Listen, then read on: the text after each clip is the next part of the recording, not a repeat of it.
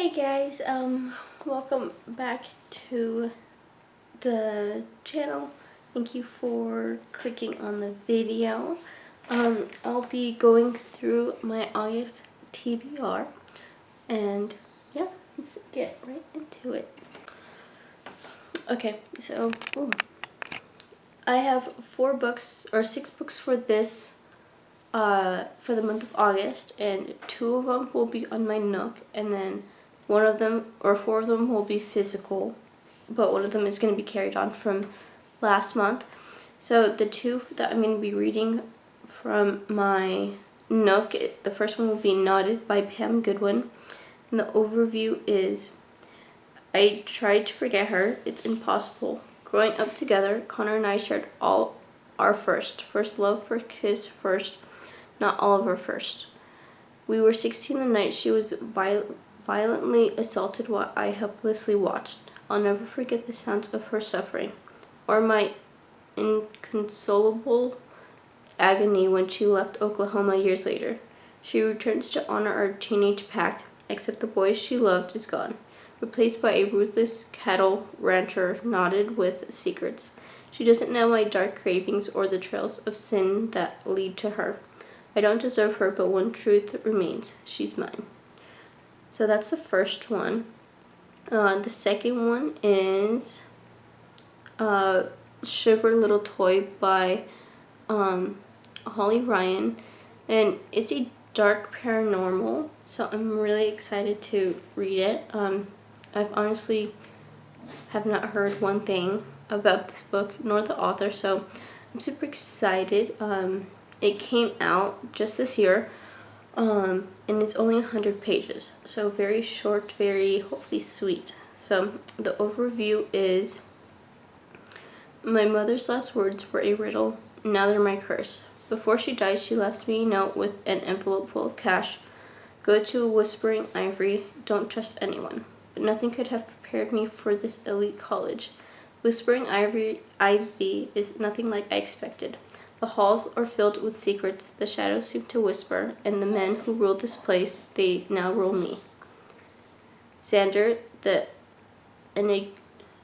enigmatic college dean who watches me like I'm his to break. Connor, the campus king with a cruel smirk and a dangerous temper. Malcolm, the rough, blunt gladiator who doesn't believe in mercy. Cade, the masked mystery lurking in the dark. All of them make it clear I don't belong here, that this school will chew me up and spit me out. But they don't know the truth. I came here for answers. I came here to survive. And if Whispering Ivy wants to play games, let's play. Ooh, okay. So, it's book 1 in the Whispering College series. I don't know which other ones. 1, 2, 3, 4. Looks like there's like maybe 5 books. No, not that one. 1, 2, 3. Yeah, there's 5 books from what it seems. And I'm guessing they came out all this year. Yeah, the last one just came out June 14th. So, maybe I might like this series. I didn't know it was part of a series, honestly. The cover just looks very intriguing. But yeah, so going into my physical TBR now. The one that I'm bringing over from last month is Dear Reader by Tate James. I fell into a slump at the end of the month, and I had just been listening to audiobooks. And when this comes out, it should be July 31st. So I'm still listening to Lady Midnight by Cassandra Clare, and I have like 8 hours left, so I should be able to finish it by today. But yeah, so the review for Dear Reader is, Dear Reader, you want my advice, never look a gift horse in the mouth. That way you don't see the rotten teeth. In this case, the gift was a scholarship to attend to the prestigious Nevaeh University. The rotten teeth, well, they came in the form of my brand new stepbrother and his little cohort of entitled, arrogant best friends. 4 dangerously handsome and stupidly wealthy men who made up their minds about me long before we met. Men who are used to getting everything they want, no matter what the price. I was a big girl. I could ignore them. Then came the secret society hazing, kidnappings, bald parties, foolish stunts. Even so, I could handle myself until the secret and stolen moments with men I had no business falling for. It was enough to give a girl nightmares. Because, dear reader, this was only the beginning of my ordeal with the Devil's Backbone Society. How do I know? I read about it. So yeah, I'm excited for it. And then my next one is Highest Bidder by Sarah Kate. This is the 5th out of 6 books of the Salacious Club, or Salacious Players Club. It's like one of my favorite series that I've ever read. Up there also is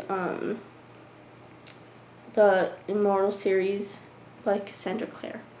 But the overview of it is, when Daisy Bennett started working at Salacious Players Club, she never expected to end up on the auction block ready to grant a date to the highest bidder. She only took the waitressing job to learn about a mysterious man from her mom's past, Ronan Cade. So when Ronan, the richest man at the club, wants the date, Daisy can't say no. He's too old, too rich, too cocky, and he once dated Daisy's mother. Ronan knows there's something about Kitty he can't get enough of, but he has no idea who she is or why they seem to have an undeniable connection. All he can say for sure is that he loves the way she calls him Daddy. One date, inevitable, leads to more, and Ronan is ready to put his heart on the line, but both he and Daisy will have to be honest about the secrets they've been keeping if they want their chances at something real. So, I'm excited for it. My next one is Kingmakers by Sophie Lark, and this is book 1 out of 5. So, it's been sitting on my TBR for like a few months now. So I'm super excited to read about it. The overview is, in the shadow halls of Kingmakers, a ruthless mafia university, the offspring of the world's most feared families come to master the dark arts of influence and intimidation. Leo, unwaveringly loyal to his childhood friend Anna, follows her into the world where love is a weapon. Trust is a casualty, and survival is the only victory that matters. But the greatest danger comes to Dean Yenin, a Retiva hare with a vendetta as cold as his heart. Dean plays to destroy Leo and take everything he holds dear, starting with Anna. Can Leo win back his soulmate, or is Anna lost forever? I like the sprayed edges, and I want to get all of them to have like the sprayed edges. So this is year 1. And then my last and final book is The Philosophy of Money by Morgan Housel. I mean, everyone pretty much knows this book. This one and then The Let Them Theory were very popular, I want to say like a month or 2 ago.